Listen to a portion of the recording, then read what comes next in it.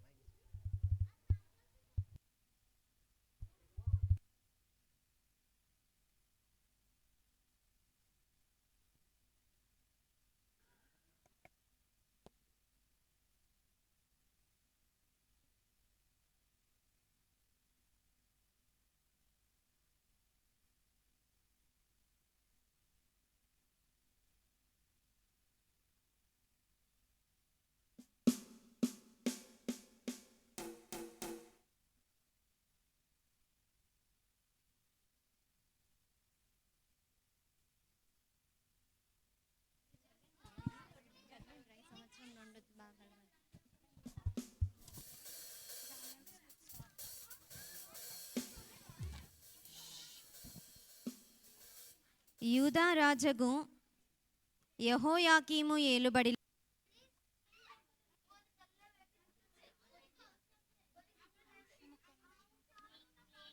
బబులోను రాజగు నెబుకద్నెజరు యెరూషలేము మీదికి వచ్చి దాన్ని ముట్టడి వేయగా దేవుడు అతని చేతికి యెరూషలేమును అప్పగించెను.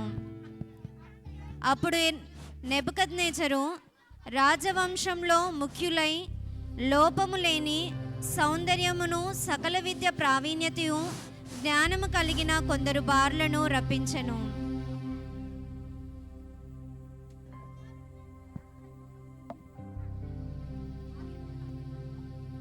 బబులోను రాజు అయిన నెబుకద్నెజరును తను తీసుకొని వచ్చిన వారికి తను తిను భోజనములో పానములో భాగములో వారికి 3 సంవత్సరాలు పెట్టాలని చెప్పాడు.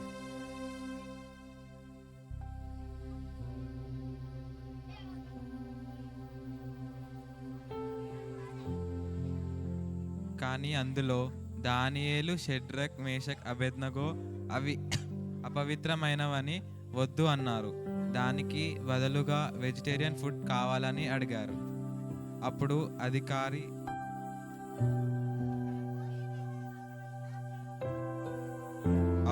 అధికారి ఒప్పుకొని 10 రోజులు తిన్న తర్వాత పరిశీలిస్తానని అన్నాడు.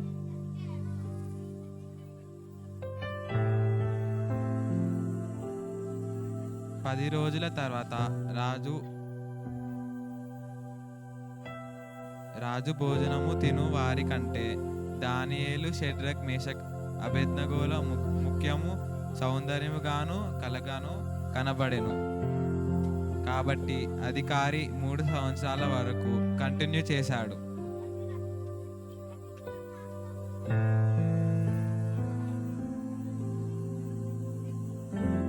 సమయము వచ్చినప్పుడు రాజు సముఖమునకు వారి తెచ్చినప్పుడు అందరికంటే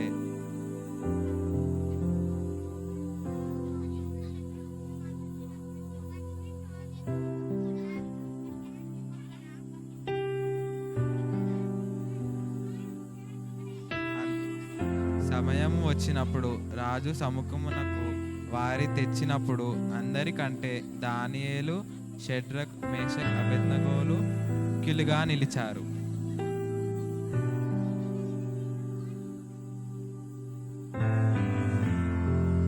అపవిత్రమైన దాని కనుక ఒప్పుకొనక దేవునికి లోబడి ఉన్న షెడ్రక్, మేషక్, అబేద్నగో, దానియేలును దేవుడు గణపరచెను.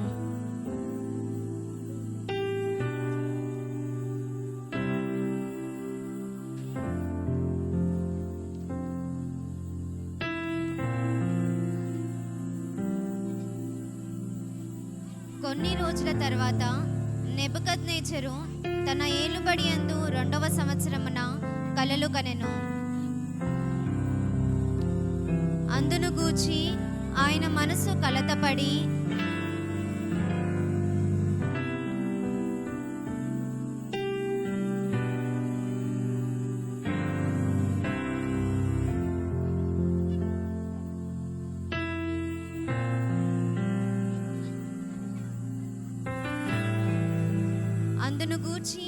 మనసును కలతపడి శకునగాండ్రను గారడి విద్య గలవారిని మాంత్రికులను పిలిపించి కలను కల భావమును తెలియజేయమని అడిగెను.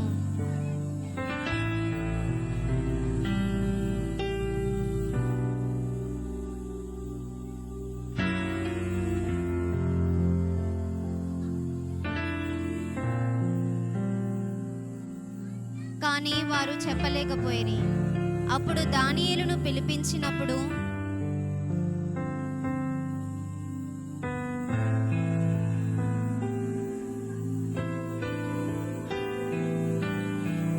దేవుని సహాయము తీసుకొని కలను కల భావమును చెప్పెను. అప్పుడు రాజు దానియేలును బహుగా హెచ్చించి అనేక గొప్ప దానములిచ్చి అతని బబులోను సంస్థానమంతటి మీద అధిపతిగాను ప్రధానిగాను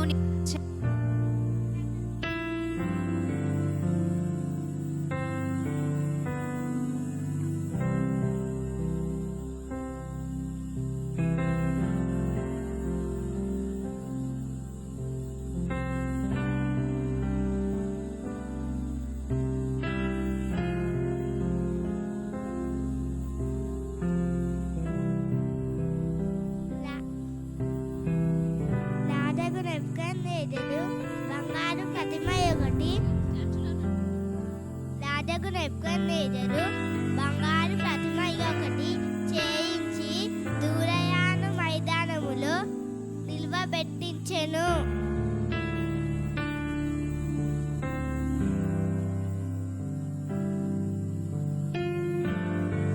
రాజు ఒక కట్టడ నియమించెను. అందరూ సకల విధములుగా వాద్యాధ్వనులు వినునప్పుడు నమస్కరింపమని చెప్పాను. సాగిలపడి నమస్కరింపని వాడు మండుచున్న అగ్నిగుండములో వేయబడును.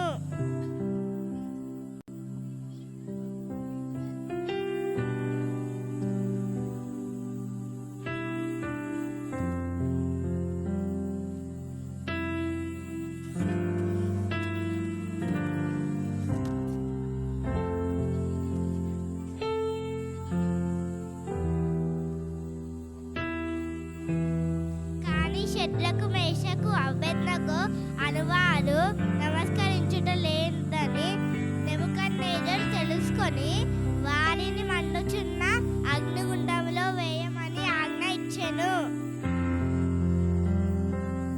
అందుకు వారు, మేము సేవించుచున్న దేవుడు మండుచున్న ఈ వేడిమిగల అగ్నిగుండంలో నుండి రక్షించుటకు సమర్థుడు. ఒకవేళ రక్షించపోయినా మేము నమస్కరింపమని చెప్పెను.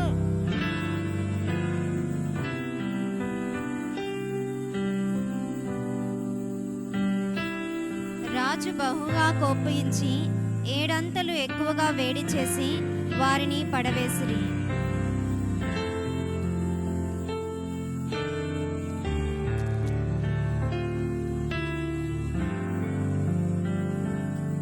అప్పుడు 4 మనుషులు బంధకములు అగ్నిలో సంచరించుట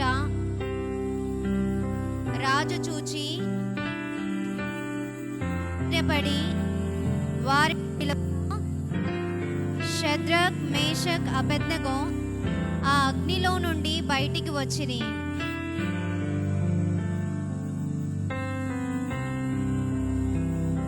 అధిపతులు వారిని పరీక్షించగా వారి శరీరములకు అగ్నివాసన అయినను వారి తల వెంట్రుకలలో ఒక్కటైనను కాలిపోకుండుటయు చూచిరి.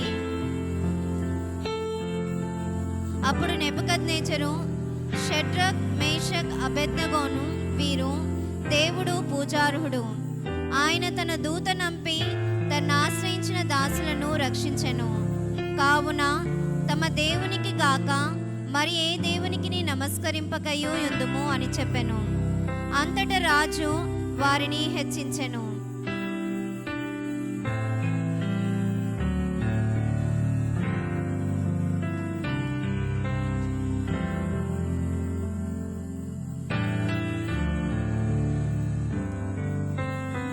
షడ్రక్, మేషక్, అబేద్నెగో అనువారు తమ దేవుణ్ణి గణపరిచినందున దేవుడు వారిని అగ్నిగుండంలో నుండి రక్షించెను.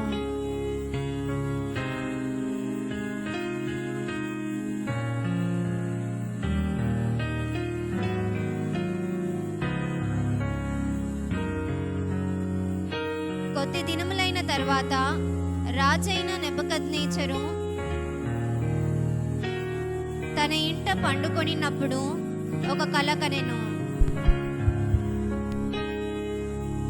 అది రాజుకు భయము కలగజేసెను. దాని భావము తెలియజేయమని శకునగాండ్రను గారడి విద్య గలవారిని అడిగెను గాని ఎవరునూ తెలపలేకపోయిరి. తరువాత దానియేలును పిలిపించెను.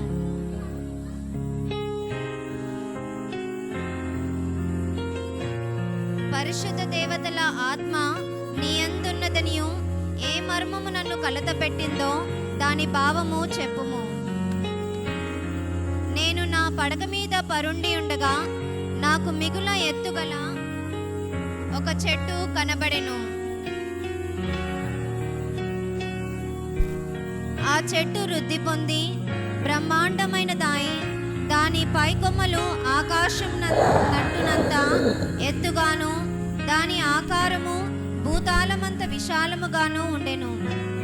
దాని ఆకులు సొగసుగాను దాని పండ్లు విస్తారముగాను కనబడెను. అందులో సమస్త జీవకోట్లకు చాలునంత ఆహారం ఉండెను. దాని నీడను అడవి జంతువులను పండుకొనెను. దాని కొమ్మలలో ఆకాశ పక్షులు కూర్చుండెను.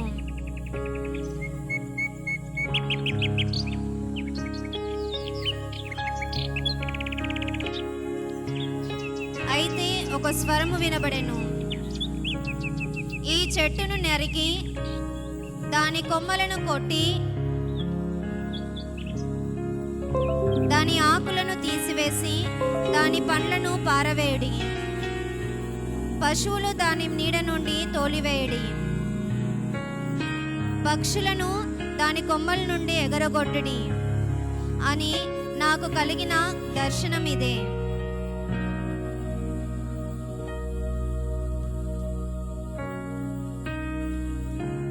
అందుకు దానియేలు ఒక గంట సేపు అతి విస్మయము నొంది మనసునందు కలవరపడి, నా ఏలినవాడా, ఈ దర్శన ఫలము తమరిని ద్వేషించు వారికి కలుగునుగాక. ఆ చెట్టు నిన్ను సూచించుచున్నది. నీ ప్రభావము వృద్ధి నొంది ఆకాశమంత ఎత్తాయను. నీ ప్రభుత్వము లోకమంతటా వ్యాపించి ఉన్నది. కానీ తమ యొద్ద నుండకుండా మనుషులు నిన్ను తరుముదురు. నీవు అడవి జంతువుల మధ్య నివాసము చేయుచు పశువుల వలె గడ్డి తినెదవు. ఒకవేళ నీ పాపములు మాని నీతి న్యాయములను అనుసరించి నీవు బాధపెట్టిన వారి మీద కరుణ చూపినడలా నీకున్న క్షేమము నీకు వచ్చును.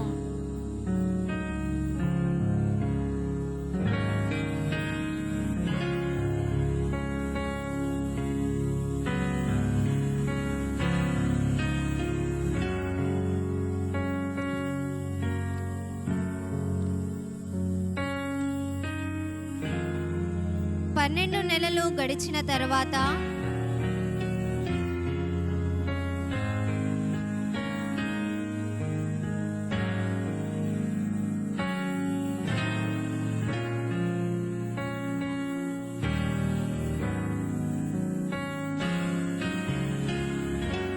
బబులోనును, ఈ మహావిశాల పట్టణము నా బలాధికారమును నా ప్రభావ ఘనతను కనుపరచుటకై నా రాజధాని నగరుగా నేను కట్టించినది కాదా? రాజు నోట ఈ మాట ఉండగా ఆకాశం నుండి ఒక శబ్దము వచ్చెను. నీ రాజ్యము నీ యొద్ద నుండి తొలగిపోయెను. తమ యొద్ద నుండకుండా మనుషులు నిన్ను తరుముదురు.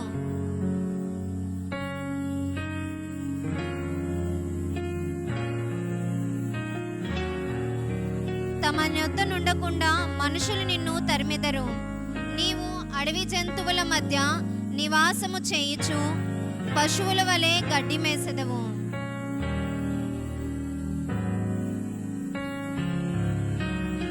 ఆకాశపు మంచు అతని దేహంను తడపగా అతని తలి వెంట్రుకలు పక్షిరాజు రెక్కల ఈకల వంటి వాయను. అతని గోళ్ళు పక్షుల గోళ్ళ వంటి వాయను.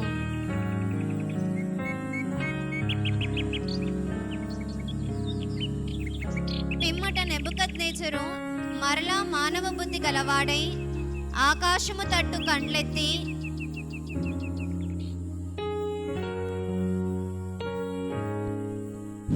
ఆయన ఆధిపత్యము చిరకాలము వరకు, ఆయన రాజ్యము తరతరముల వరకు నున్నది.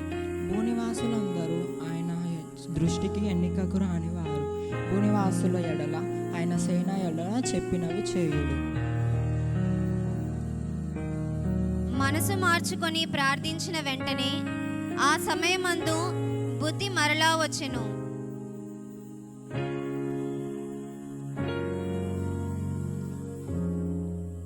రాజ్య సంబంధమగు ప్రభావమును ఘనతయు తేజస్సును కలిగెను.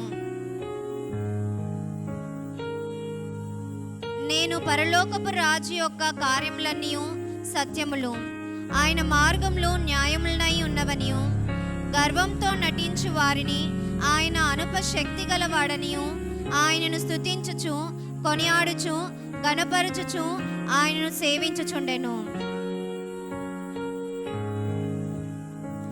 గర్వంతో ఉండిన నెబుకద్నెజరును తిరిగి మానవ బుద్ధి కలగజేసి ఆయన యొక్క ప్రభావమును దేవుడు కనపర్చెను.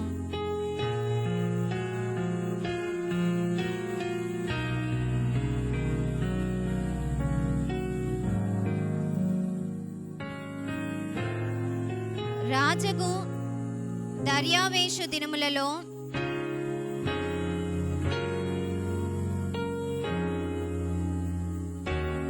దానియేలు అతి శ్రేష్టమైన బుద్ధి గలవాడై ప్రధానులలోనూ అధిపతులలోనూ ప్రఖ్యాతి నొంది ఉండెను గనుక రాజ్యమంతటి మీద అతనిని నియమింపవలనని రాజు ఉద్దేశించెను.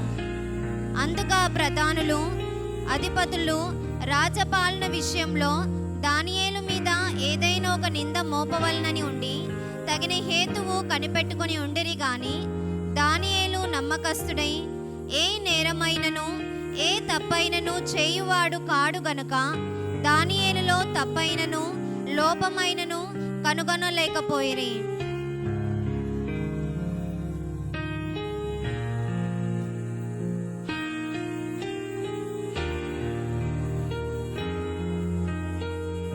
దేవుని విషయంలో మాత్రమే దానియేలును నిందించాలని ప్రధానులు కూడి వచ్చి రాజు దర్యావేష యొద్ద 30 రోజుల వరకు రాజు యొద్ద తప్ప మరి ఏ దేవుని యొద్దనైనా మానవుని యొద్దనైనా ఎవడునూ ఏ మానవుణ్ణి చేయకూడదు అని శాసనము చేయించి చాటించిరి. ఎవడైనను పాటించకపోతే సింహముల గుహలో పడద్రోవబడును.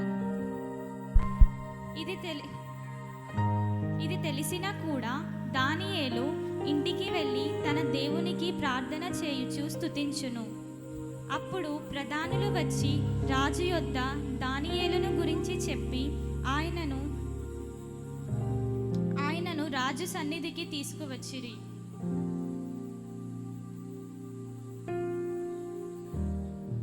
అంతటా రాజాజ్ఞ ఇవ్వగా దానియేలును సింహముల గుహలో పడద్రోసిరి.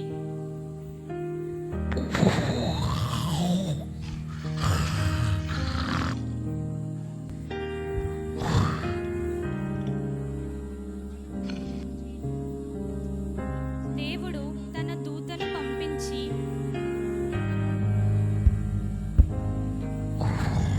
సింహములు దానియేలును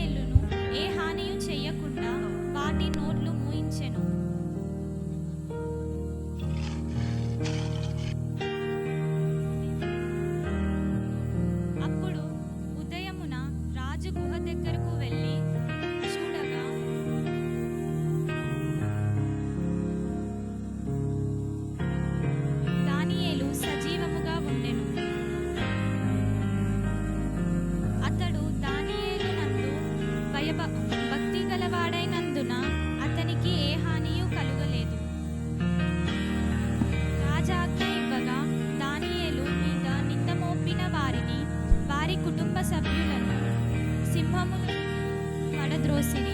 వారా గృహ అడుగునకు రాకమునుపే సింహముల పాలైరి. వారి ఎముకల సైతం పగలగొరికి పొడి చేసెను.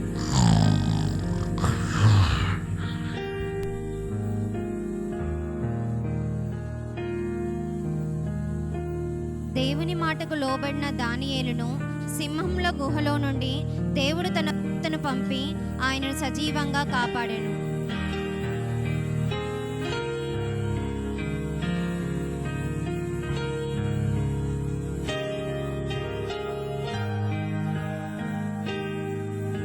దానియేలు ముగ్గురు రాజుల కాలంలో తాను పొందుకున్న జ్ఞానము చొప్పున దేవునితో సహాయము తీసుకొని వారికి కలిగిన మర్మములను, రాజ్యమును గురించిన భావములను తెలియజేస్తూ జీవించెను. ప్రభువా, మహత్యము కలిగి నీ ఆజ్ఞలను అనుసరించి నడుచువారు ఎడల నీ నిబంధనతో కృపతో జ్ఞాపకము చేసుకొని వాడా, మేమైతే నీ దాసులను ప్రవక్తలు నీ నామము బట్టి మా రాజులకు మా పితరులకు యూదా దేశ జనులందరికీ చెప్పిన మాటలు ఆలకింపుము. దూషింప దుష్టులమై చెడు వారి చేసిన వారిని ప్రభువా ఆలకింపుము. ప్రభువా క్షమించుము. ప్రభువా ఆలస్యం చేయక చెవి ఒగ్గి మా మానవి చిత్తగించుము. ఆమేన్. దానియేలు ఈ విధంగా ప్రార్థన చేసి దేవుని ద్వారా సహాయం పొందుకొని ఎన్నో పరలోక మర్మములను గురించి కూడా దర్శనములు కలిగి ఉండెను.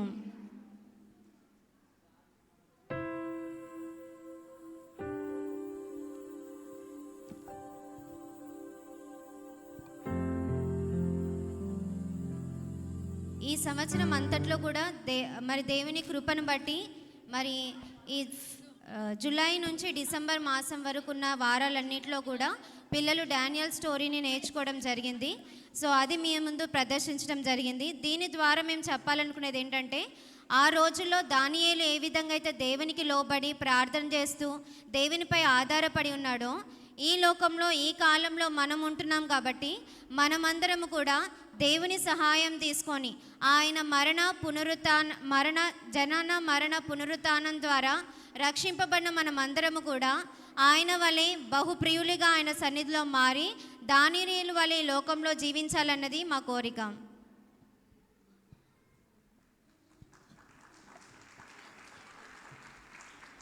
రాజు భుజించే భోజనం no no no no no no, రుచికరమైన ద్రాక్షరసం no no no no no no, ఎంతో చెప్పే దానియేలు శాకాహారం చాలు చాలు. నో నో చెప్పే దానియేలు శాకాహారం చాలు చాలు. రాజు భుజించే భోజనం no no no no no no, రుచికరమైన ద్రాక్షరసం no no no no no నో, రాజు భుజించే భోజనం no no no no no, రుచికరమైన ద్రాక్షరసం no no no no no నో. రాజు భుజించే భోజనం no no no no no no, రుచికరమైన ద్రాక్షరసం no no no no no నో. రాజు రుచిగా ఉన్నను దానియేలు నోవనెను, అపవిత్రునిగా కాకుండా ఆకుకూరలు చాలనెను. ఎంతో రుచిగా ఉన్నను దానియేలు నోవనెను, అపవిత్రునిగా కాకుండా ఆకుకూరలు చాలనెను. నో నో చెప్పే దానియేలు శాకాహారం చాలు చాలు. నో నో చెప్పే